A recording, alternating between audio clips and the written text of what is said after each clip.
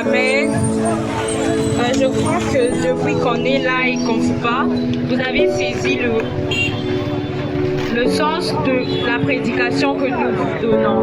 Nous parlons de la miséricorde, mais moi, principalement, je vais prendre la miséricorde dans ces deux aspects. Parce que nous avons l'histoire du fils prodige d'abord.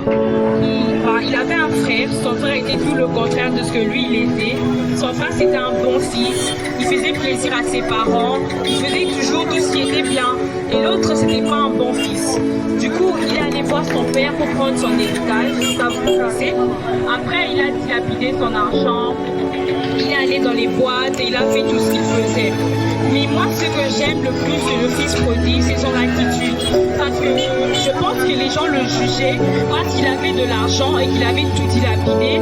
Et qu'au finish, il se retrouvait à manger la même nourriture que les pauvres.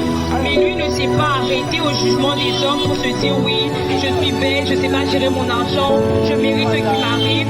Mais il s'est dit, pourquoi est-ce que je resterai dans la rue à manger cette saleté or que chez mon père, même les serviteurs ont droit à une meilleure nourriture. Il s'est pris son courage à deux mains, il a décidé de revenir au Père. Il ne faut pas seulement voir la miséricorde comme Dieu nous pardonne tous nos péchés, malgré que les gens nous jugent, mais je pense qu'il y a aussi un effort personnel que nous devons accomplir de notre côté. Comme la femme à la perte de sang. Jésus se promenait avec ses disciples, je ne sais pas, mais il faisait des miracles. Elle cherchait à s'approcher, mais elle n'arrivait pas. Et les disciples l'ont empêché de venir à Jésus. Mais quand elle a touché Jésus l'a fait comprendre clairement qu'il n'était pas là pour les gens impurs. Il a dit qu'on ne pouvait pas donner le pain des enfants aux chiens. Mais la femme a persévéré. Donc moi je pense que nous devons persévérer malgré que nous savons que nous avons péché. Nous devons avoir ce cœur-là de revenir à Jésus, de revenir, lui dire oui, nous savons que nous avons péché, mais même les chiens ont le droit de manger les miettes que les hommes laissent par terre.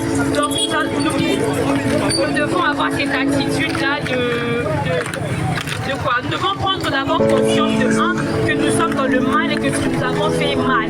Et ensuite, nous ne devons pas nous arrêter là et décider d'aller de l'avant, de revenir à Dieu, car même les chiens ont le droit de manger les petites miettes que les hommes jettent. Nous devons garder ça en tête, que peu importe ce que tu as fait, peu importe combien tu as péché, peu importe si tes péchés te font te sentir tellement mal au point que tu ne te considères même pas comme un homme, que tu te considères comme un chien, sache que même pour les chiens, ils ont le droit de manger les miettes que l'homme jette sous la table. Donc nous ne devons pas nous arrêter là, nous devons avoir une attitude de repentance, avoir ça en nous. Nous devons demander pardon au Père et revenir à lui. Nous ne devons pas nous attarder sur le mal que nous avons fait, car il n'y a pas de fatalité. Car là où on dit là où le péché abonde, la grâce a surabondé. Mais Jésus attend seulement de nous un effort personnel venant de chacun d'entre nous, de reconnaître, de demander pardon et de revenir, de se relever. Même quand on tombe, le plus important, c'est pas de rester par terre, mais c'est de se relever et d'avancer avec le Père. Car nous devons toujours garder en tête que Jésus nous aime et qu'il a donné sa vie pour nous. Donc il est toujours prêt à nous recevoir et à nous pardonner si nous reconnaissons nos péchés et que nous nous donnons